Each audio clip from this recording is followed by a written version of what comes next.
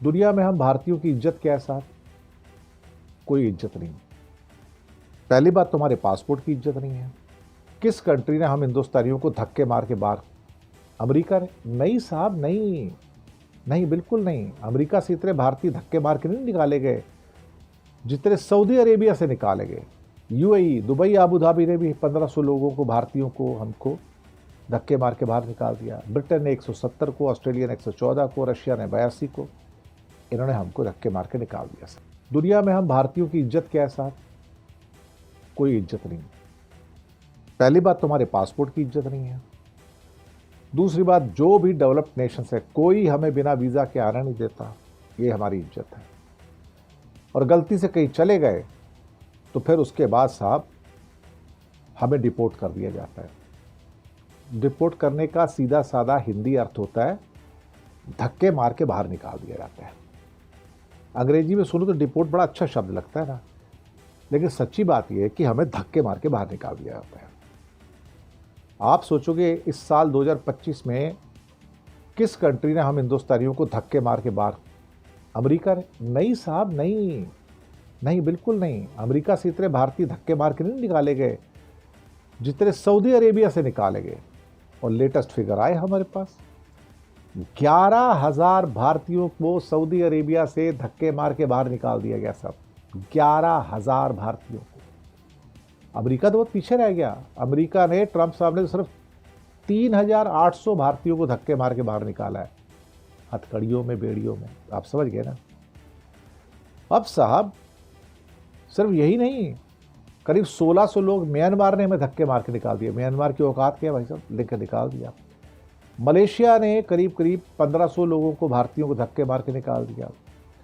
UAE, Dubai, Abu Dhabi ने भी 1500 लोगों को, भारतीयों को, हमको धक्के मार के बाहर निकाल दिया। ब्रिटेन ने 170 को, ऑस्ट्रेलिया ने 114 को, रशिया ने 82 को। इन्होंने हमको धक्के मार के निकाल दिया साहब।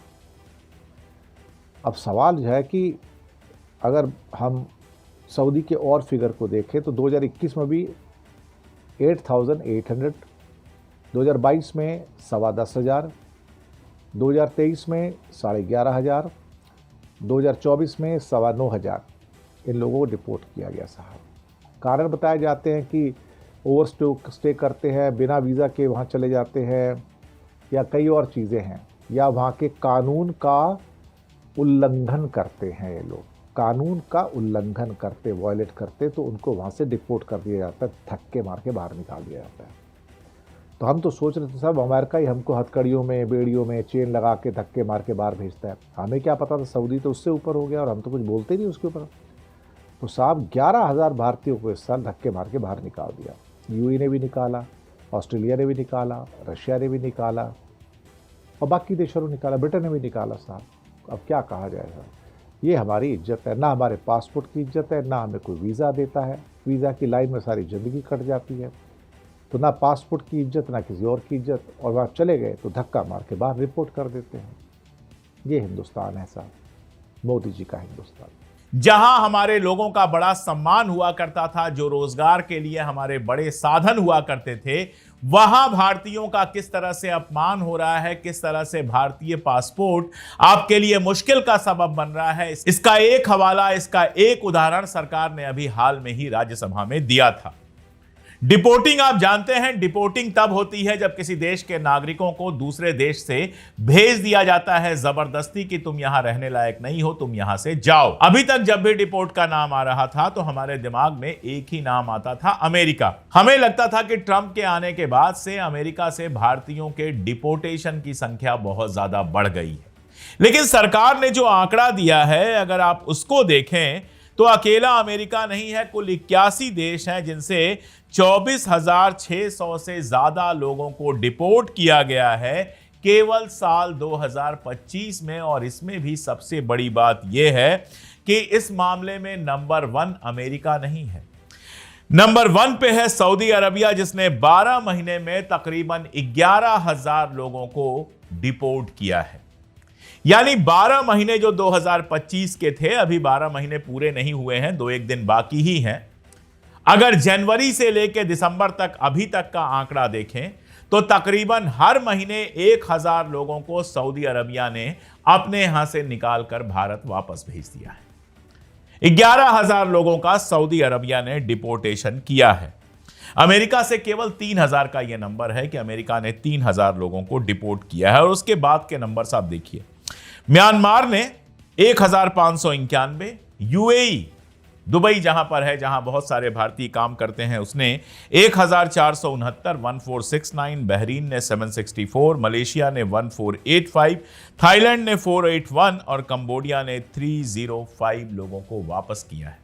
अगर इसमें हम जोड़ दें कि ब्रिटेन ने 2025 में 170 लोगों को भेजा जो बेसिकली स्टूडेंट्स थे, यानी 170 स्टूडेंट्स को वापस भेज दिया। ऑस्ट्रेलिया ने 114, रशिया ने 82 और यूएस ने 45 स्टूडेंट्स को वापस भेजा है।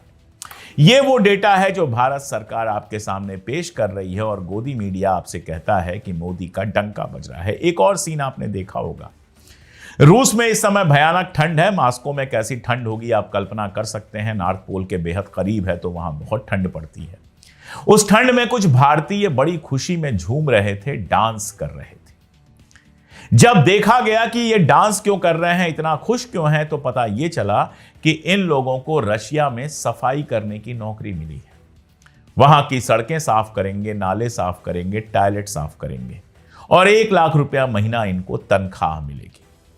जो लोग गए हैं ये सब काम करने, बताया जा रहा है कि उसमें इंजीनियर्स भी शामिल हैं जिनको बाकायदा इंजीनियरिंग की डिग्री मिली है। तो सोचिए देश का प्रताप कितना बढ़ा है कि यहां से लोग जाकर रूस में सफाई का काम करेंगे और उसके लिए नाच रहे हैं, खुश हो रहे हैं। सोचिएगा कि भारत में इनका क्या हाल होगा कि ये सफाई करके खुश होंगे। अभी ज्यादा पुरानी बात नहीं है जब रशिया और यूक्रेन दोनों जगह से खबर आई थी कि जो हिंदुस्तानी वहां काम करने गए थे उनको लड़ाई में झोंक दिया गया और वहां पर वो मारे गए। और इस तरह से आपके समझ में आता है कि पूरी दुनिया में भारत की इमेज कैसे खराब हो रही है। अभी क्रिसमस बीता है और क्रिसमस पर जो तमाशा हुआ वो आपने देखा। लोगों को लगता है यहां का तमाशा यहां पर ही रह जाएगा। नहीं साहब, जैसे बाहर की खबरें आप तक आती हैं वैसे ही यहां की भी खबरें बाहर जाती हैं। आप बहुत उत्तेजित होकर कहते हैं कि बांग्लादेश में हिंदुओं को मार दिया गया। हमने भी वीडियो किया था, हमें भी बहुत दुख हुआ था, लेकिन पिछले 10-15 दिन देख लें तो 3 घटनाएं हमारे यहां हुई। उड़ीसा में जुएल शेख को मार दिया गया, जो एक मजदूर था, पश्चिम बंगाल से काम करने के लिए गया था। उससे उसकी आईडी पूछी गई, आईडी उसने दिखाया, उसके बावजूद गुंडों ने उसको पीट पीट के मार डाला। केरला में एक दलित था जो छत्तीसगढ़ से मजदूरी करने गया था, उसको पीट पीट के मार डाला गया। मारने वालों में आरएसएस के लोगों का नाम आया है। उत्तराखंड में एक लड़का त्रिपुरा से गया हुआ था, वहां पर वो एमबीए कर रहा था एक प्राइवेट यूनिवर्सिटी से। शाम को अपने भाई के साथ सब्जी खरीदने जाता है 6 तारीख को। कुछ लोग उसको घेरते हैं, घेर के चिंकी, मोमो और जाने क्या क्या कह के उसको चिढ़ाते हैं और उसके बाद उसको बुरी तरह से मारते पीटते हैं, उसको और उसके भाई को। भाई तो बच गया, लेकिन ये लड़का जिसकी तस्वीर आप स्क्रीन पर देख रहे हैं, जिसके पिता बीएसएफ में नौकरी करते हैं, भारत की सुरक्षा के लिए लगे हुए हैं, वो 17 दिनों तक संघर्ष करने के बाद दम तोड़ देता है, मर जाता है। एक हिंदू लड़का जो नॉर्थ ईस्ट का है, उसको इसलिए पीट पीट के मार डाला जाता है क्योंकि उसका चेहरा मोहरा उत्तर भारतीयों से नहीं मिलता है। आपको क्या लगता है ये खबरें बाहर नहीं जाती हैं?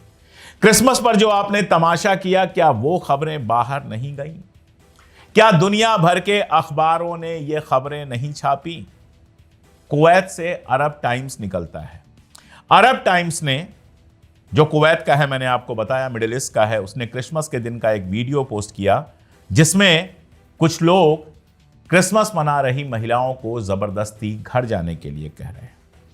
अरब टाइम्स कुवैत लिखता है कि क्रिसमस एक ऐसा त्योहार है जिसे भारत का ईसाई समुदाय काफी जोर शोर से मनाता है, लेकिन इस बार क्रिसमस पर ईसाई अल्पसंख्यकों को टारगेट करने वाली कई घटनाएं सामने आई।